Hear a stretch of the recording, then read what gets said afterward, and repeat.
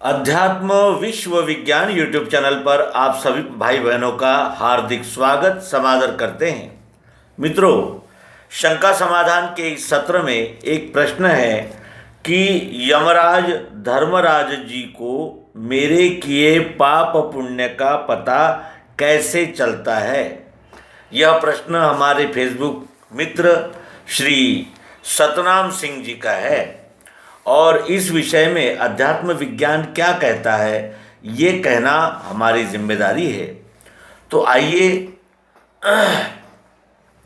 उनके प्रश्न के तह तक जाएं। यमराज धर्मराज जी को मेरे किए पाप पुण्य का पता कैसे चलता है। तो जैसे एक चिप बिठा दी जाए किसी के शरीर में तो वो जहाँ जाता है वहाँ का लोकेशन पता चल सकता है।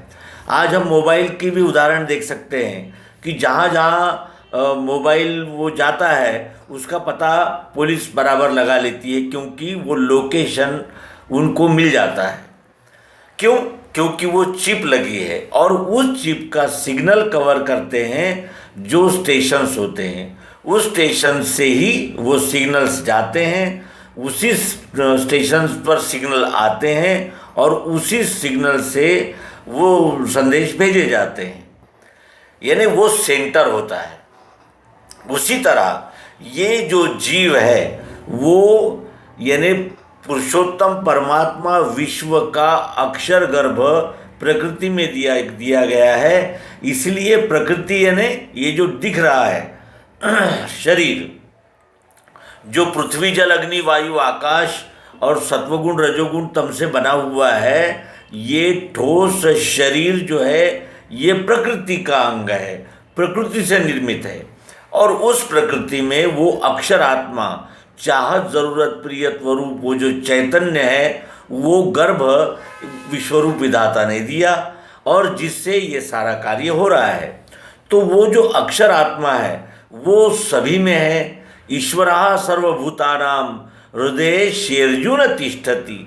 भगवान श्री कृष्ण जी गीता में कहते हैं कि सभी भूत मात्र यानी सभी जीव मात्र के हृदय में मैं बैठा हुआ हूँ। मैं अर्थात ईश्वर, मैं यानी श्री कृष्ण नहीं। ईश्वरः सर्वभूतानां हृदये शेर्जुन तिष्ठति। सबके हृदय में मैं ईश्वर बैठा हुआ हूँ। अब इसका अर्थ यह है कि वही जैसे एक एक कण में, जैसे इस वस्तु के एक एक कण में प्लास्टिक है, किसी भी कण को आप तोड़ेंगे अलग करेंगे तो प्लास्टिक ही अलग होगा, भले ही वो किसी भी आकार का होगा वो प्लास्टिक ही। उसी तरह उसी चैतन्य का ये अंश होने से, उसी आत्मरूप परमात्मा का यानी ईश्वर का ये अंश होने से इसमें भी वही यानी डिवाइस काम कर रहा है। ये डिवाइस जो है वो उसके अंग है और हर अंग, जैसे हम टावर को अपने घर नहीं लाते, टेलीकॉम कंपनी के टावर को हम घर में नहीं लाते, टावर अपनी जगह रहता है, लेकिन वो हमारे मोबाइल का सिग्नल पकड़ लेता है और फिर उसका वो वितरण करता है। तो कहने का आशय ये कि वो जो यानी आत्मरूप है, वो जो आत्मा है वही सभी में व्याप्त है। कहीं 5 वैट का, जैसे बिजली का बल्ब कहीं 5 वैट का है, कहीं 20 वैट का है, कहीं 100 वैट का है, कहीं 1000 वैट का है। उसी तरह इन चारों खानियों में उद्बीज स्वेदज अंडज जारज, इन चारों खानियों में वो यानी अपने तेजस्विता से यानी कम ज़्यादा प्रमाण में है। यानी उद्बीज खाने में उसका प्रकाश कम है, फिर स्वेदज में कम उससे ज़्यादा है, फिर अंडज में ज़्यादा है और जारज में संपूर्ण है। और उसमें भी ये उत्क्रांत हुआ मानव जीव जिसको बुद्धि दी गई है वो सबसे उत्क्रांत स्वरूप है। और दूसरी यानी उसमें ये विशेषता है कि उद्बीज में केवल शरीर है, इंद्रियां भी नहीं है, मन नहीं, बुद्धि नहीं। स्वेदज में शरीर है, इंद्रियां है, लेकिन मन बुद्धि नहीं है। फिर अंडज में इंद्रियां हैं और मन है। उसके अनंतर यानी जारज में इंद्रियां भी है, मन भी है, बुद्धि भी है, लेकिन वो कैसी है, सीमित है और यानी उदर पोषण की बुद्धि है केवल। उसके बाद फिर उत्क्रांत होकर जब वो मनुष्य आया तो उसमें इंद्रियां भी है, मन भी, बुद्धि भी, और वो भी विकसित विवेकशील बुद्धि है, निर्णय करने की बुद्धि उसमें है। इसलिए यहाँ आत्मस्वरूप का विशेष प्रकाश इस नर तन में, इस मनुष्य तन में है। और अब ये जो उनका मूल प्रश्न है उधर आए हम, तो इसमें पता चलता है कि यमराज धर्मराज जी को मेरे किए पाप पुण्य का पता कैसे चलता है। तो पाप पुण्य कौन करता है? हम, जीव करता है। तो जीव जो भी पाप पुण्य कर्म करता है उनके संस्कार, 5 ज्ञानेंद्रियां, पंच कर्मेंद्रियां, पांच ज्ञानेंद्रियां हमारी आँख, कान, नाक, त्वचा और जीभ, 5 कर्मेंद्रियां हमारी हाथ, पाँव, उपस्थ, गुदा और वाणी यानी वाचा, ये 10। इस प्रकार वो ये 10 और मन और बुद्धि, ऐसे ये कितने हो गए कि 5 पंच ज्ञानेंद्रियां, पंच कर्मेंद्रियां, पंच विषय जिसे हम कहते हैं, और मन और बुद्धि, ये 17 तत्वों का ये जो संस्कार रूप जीवात्मा है, ये वो इन यानी जो भी हम पाप पुण्य करते हैं उसके संस्कार लेकर वो इस शरीर को छोड़ता है। और वो संस्कार ही तो है जो स्वभाव बनकर फिर उपस्थित हो जाते हैं, और गुण के अनुसार स्वभाव बनता है और स्वभाव के अनुसार कर्म होते हैं। यानी जो कुछ भी हम करते हैं वो कोई और देख रहा है, ये तो बहुत दूर की बात होती है, वो तो तुरंत देख ही रहा है। जो कुछ भी ये जीवात्मा कर रहा है उसके संस्कार तो जमा होते ही जा रहे हैं, उससे उसे छुटकारा नहीं मिल सकता। जो अच्छे कर्मों में लगा है उसको अच्छे संस्कार उसके हो रहे हैं, जो बुरे कर्मों में लगा है वो उसके बुरे संस्कार जमा हो रहे हैं। स्वभाव के अनुसार ही गुण बनता है, गुण के अनुसार जन्म होता है, और जन्म जब भी होता है तो गुण के अनुसार कर्म आप ही आप होने लगते हैं। इस प्रकार वो धर्मराज और वो जो यमराज है वो यहीं बैठा है। वो उत्पत्ति, स्थिति, लय, ये तीनों उसी की लीला है, उसी ने उत्पन्न किया है, वही पोषण करता है और वही लय करता है। धर्मराज ये कल्पना इसलिए की गई है कि विश्वरूप परमात्मा ये न्यायी है, वो न्याय करता है, कभी भी उसके पास क्षमा नहीं है, भेदभाव नहीं है, पक्षपात नहीं है, उसके कानून अटल है, उन कानूनों को कोई बदल नहीं सकता, इसलिए उसे धर्मराज कहते हैं।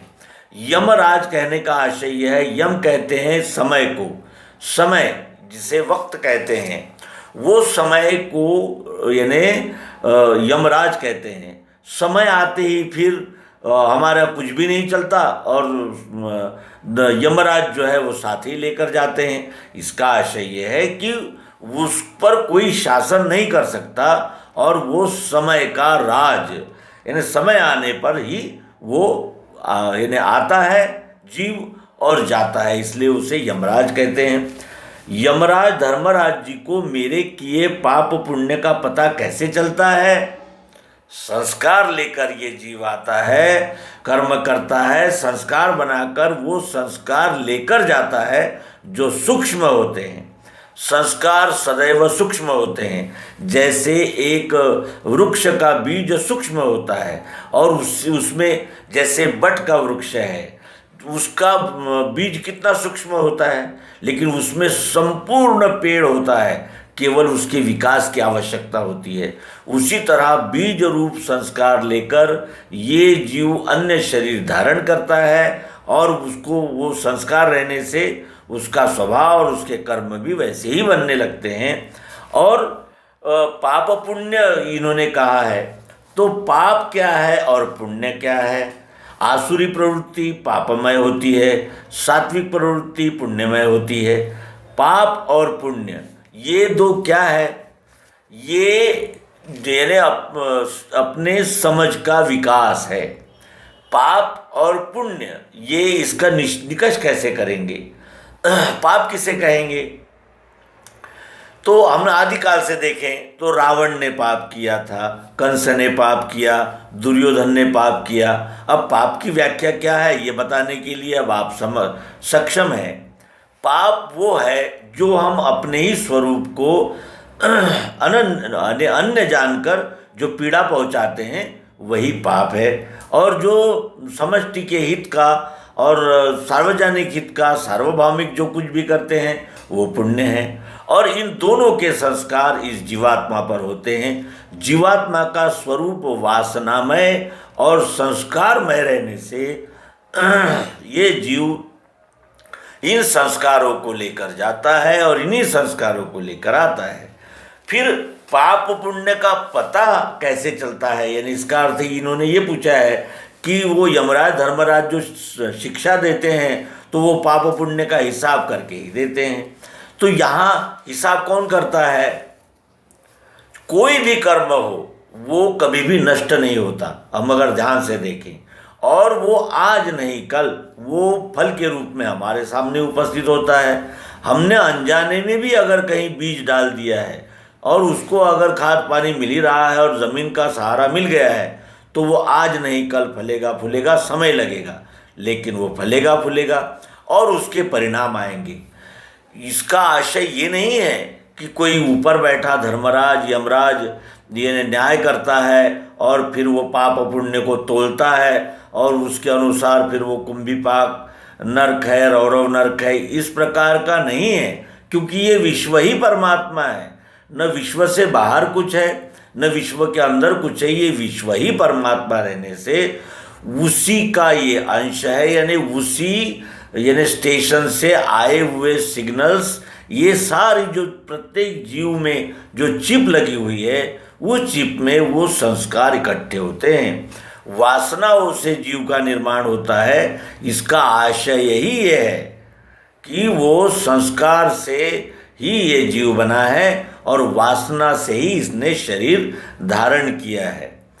वासनाएं और संस्कार, जैसे संस्कार होंगे वैसी वासनाएं होंगी, जैसे वासनाएं होंगी वैसे कर्म होंगे, जैसे कर्म होंगे वैसे कर्मफल होगा। ये एक प्रकार का चक्र है और इस चक्र को ये चक्र आप चलता रहता है क्योंकि विश्व स्वयंभू है। तो इस प्रकार हमने यथामति श्री सतनाम सिंह इनकी शंका का समाधान करने का प्रयास किया और शंका थंबनेल के रूप में आपके समक्ष और हम जोड़ देंगे। और कोई शंका हो या कोई बात समझ में ना आई हो तो कमेंट बॉक्स में अवश्य ही नमूद करें, यथामति समाधान का प्रयास अवश्य ही किया जाएगा। नर्मदे हर, सद्गुरु भगवान की जय।